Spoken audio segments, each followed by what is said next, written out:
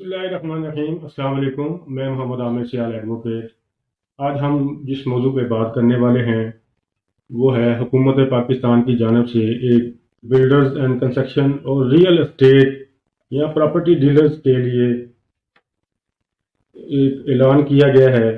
جس میں یہ انہوں نے بتایا ہے کہ یہ جو انڈسٹری ہے اس کو باقاعدہ طور پر ایک منظور شدہ انڈسٹری کا درجہ دے دیا گیا ہے، اور حکومتی جی ڈی پی کے لیے ایک اسٹیک ہولڈر کے طور پر یہ انڈسٹری اپنے کام سر انجام دے گی۔ اسی سلسلہ میں جو کنسٹرکشن کمپنیز اور جو بلڈرز اور یہ جو سیل پرچیز کے لیے ریئل اسٹیٹ پراپرٹی ڈیلرز کام کر رہے ہیں، ان کی جو ڈیلنگ ہے جس میں رجسٹری، بیان نامہ، پلاننگ اور پروجیکٹس کے لیے جو کچھ لائحہ عمل طے کیے گئے ہیں، معاملات کو ڈیل کرنے کے لیے حکومت کی جانب سے کافی آسانیاں دی گئی۔ بہت اچھی اپرچونٹی ہے کنسٹرکشن کے حوالہ سے builders, contractors, property dealers, real estate اور جو ہے اس سے متعلقہ کمیونٹی کے لیے ایک انسینٹو پیکیج دیا ہے۔ اس سے روزگار بھی بڑھے گا اور ان ایمپلائمنٹ میں بھی کمی ہوگی۔ یہ جو صورتحال آج کل چل رہی ہے کرونا وائرس کی وجہ سے، جو معیشت کو دھچکا لگا ہے، جو پوری دنیا میں ایک وبا پھیلی ہوئی ہے اور اس کی وجہ سے پوری دنیا کی معیشت خطرے میں ہے، اس کو سہارا دینے کے لیے پروگرام کا جو ہے وہ آغاز کیا گیا ہے، اور اس کنسٹرکشن کے حوالے سے جو ریلیٹڈ تمام لوگ ہیں، ایک کنسٹرکشن ڈیولپمنٹ بورڈ کا قیام بھی عمل میں لایا جا رہا ہے، جو کہ اس سارے صورتحال کو دیکھے گا۔ وہ مزدور اور دہاڑی دار طبقہ ہوگا، اس کو کافی فائدہ ملے گا، کیونکہ 14 اپریل 2020 کو اس انڈسٹری کی ضمن میں تمام جو کام کرنے والے ہیں، کنسٹرکشن بلڈرز، ڈیولپرز، وہ امپلائیز کو جو ہے وہ بھرتی کر سکیں گے، خاص طور پہ مزدور طبقے کو، لیبر کو۔ اور 14 اپریل 2020 سے لے کر 30 جون 2022 تک جو انویسٹر حضرات اس فیلڈ میں آنا چاہیں گے، ان کی انکم کے متعلق نہ پوچھا جائے گا، ان کا سورس آف انکم جو ہے اس کو بھی ڈسکس نہیں کیا جائے گا۔ اور section 111 of income tax ordinance 2001 کے مطابق اگر کوئی شخص اپنی ایسٹس، اپنی انکم کو چھپاتا ہے تو اس کے اوپر جو ٹیکس لاگو ہوتا تھا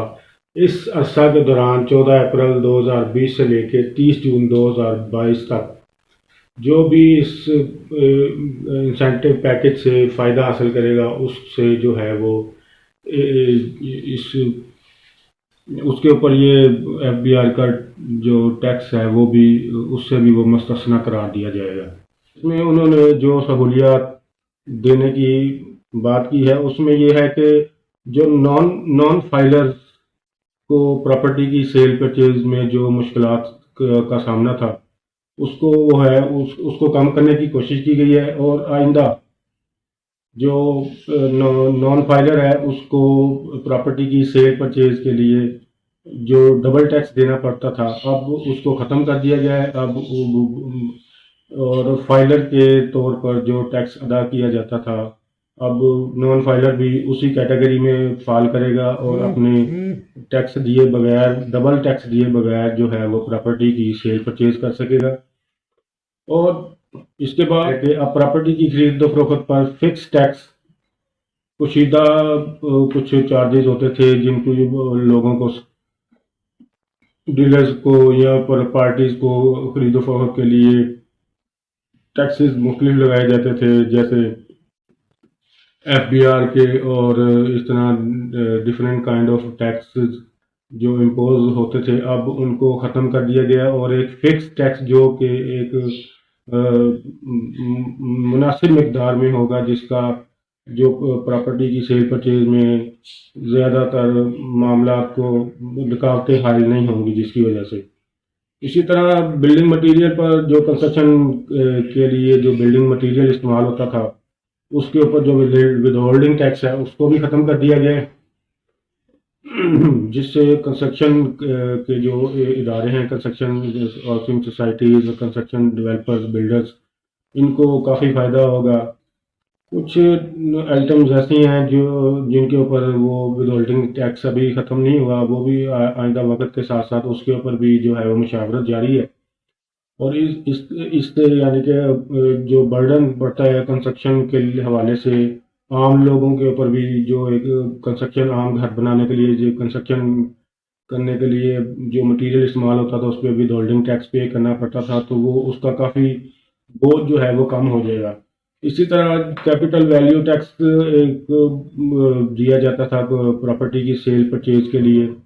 اس میں بھی کمی کر دی گئی ہے، اور اس سے بھی جو ہے وہ لوگوں کو اور یہ اس انڈسٹری کو کافی فائدہ ہونے والا ہے۔ سملرلی اسٹیمپ ڈیوٹی ایک ٹیکس تھا، وہ اس کو جو ہے وہ گورنمنٹ نے کم کر دیا ہے، پہلے 5% تھا،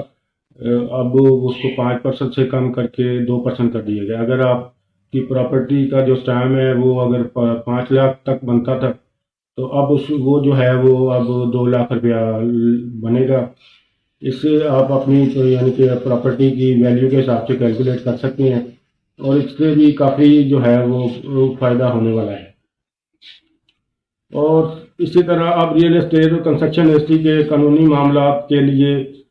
اب الگ سول ججز کے جو ہیں وہ بینچز بنائے جائیں گے۔ قانونی پیچیدگی اور قانونی معاملات کو جلدی اور آسانی سے حل کرنے کے لیے یہ جو بینچز ہیں یہ اپنا کام کریں گے، اس سے جو ہے وہ معاملات جو ہیں وہ کافی بہتر ہو جائیں گے، اور کنسٹرکشن کا جو کام ہے وہ اچھے طریقے سے اور خوش اسلوبی سے لوگ جو ہیں وہ اس کو کر سکتے ہیں۔ کنسٹرکشن کمپنی کے حوالے سے جو معاملات قانونی پیچیدگیاں ہوتی ہیں، اس میں جو کانٹریکٹس ہوتے ہیں اس میں اس کی ٹرمز اینڈ کنڈیشنز کے اوپر ایشوز کریٹ ہوتے ہیں۔ اسی طرح پلاننگ اور ڈیولپمنٹ کے حوالے سے، اور پراپرٹی کی کوئی ڈیمارکیشن اور نقشہ، اور یہ اس طرح جو کنسرنڈ اتھارٹیز ہیں، ڈیولپمنٹ اتھارٹیز اس ایریا میں کام کر رہی ہیں، ان کے پاس ان سے اپروول لینی پڑتی تھی، تو اس حوالے سے بھی گورنمنٹ نے ایک اچھا قدم اٹھایا ہے، اور اس کے حوالے سے انہوں نے بتایا کہ جی جو بھی سرکاری ادارے جو ڈیولپمنٹ اتھارٹی کنسرنڈ ہے، اس سے آپ نے کوئی NOC NDC یا نقشہ وغیرہ کے لیے اگر کوئی ریکوائرمنٹ ہے تو اس کے لیے کافی عرصہ درکار ہوتا تھا، کافی پیسے دینے پڑتے تھے، اور رشوت کا بھی تقاضا ہوتا تھا، لیکن اب اس کو ختم کر کے ون ونڈو آپریشن کے تحت اس کو جو ہے وہ شارٹ کیا گیا ہے، اور ایک ٹائم فریم دیا گیا ہے جو کہ 45 ڈیز ہے۔ ان 45 ڈیز کے اندر جو آپ اپنا وہ NOC اور نقشہ اور NDC اور اس طرح جو آپ کی ریکوائرڈ ڈاکومنٹس ہیں وہ آپ لے سکتے ہیں ود ان 45 ڈیز۔ تو یہ ایک اچھی اپرچونٹی ہے بلڈرز، کنسٹرکشنز اور ریئل اسٹیٹ پراپرٹی ڈیلرز کے جو کنسرن ایک کمیونٹی ہے،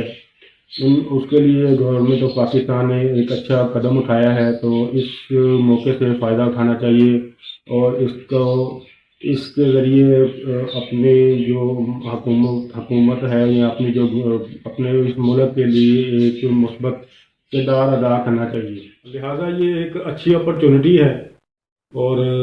اس کے اوپر اگر ہم اچھے طریقے سے عمل درآمد ہوتا ہے تو آنے والے وقت میں یہ انڈسٹری گرو کرے گی اور اچھا رسپانس بھی دے گی، اور اس میں جو دہاڑی دار اور مزدور طبقہ ہے اس کو کافی جو ہے وہ اس میں بہتری آنے کے چانسز ہیں، اور جو اس کرونا وائرس کی وجہ سے جو معیشت کو خطرات لاحق ہیں اس میں کچھ سنبھالا ملے گا۔ لہذا امید کرتا ہوں آپ کو میری یہ ویڈیو آج کی پسند آئی ہوگی۔ اس طرح کی مزید ویڈیوز جاننے کے لیے میرے چینل کو سبسکرائب کریں، اور ساتھ میں بیل آئیکن کے بٹن کو پریس کریں۔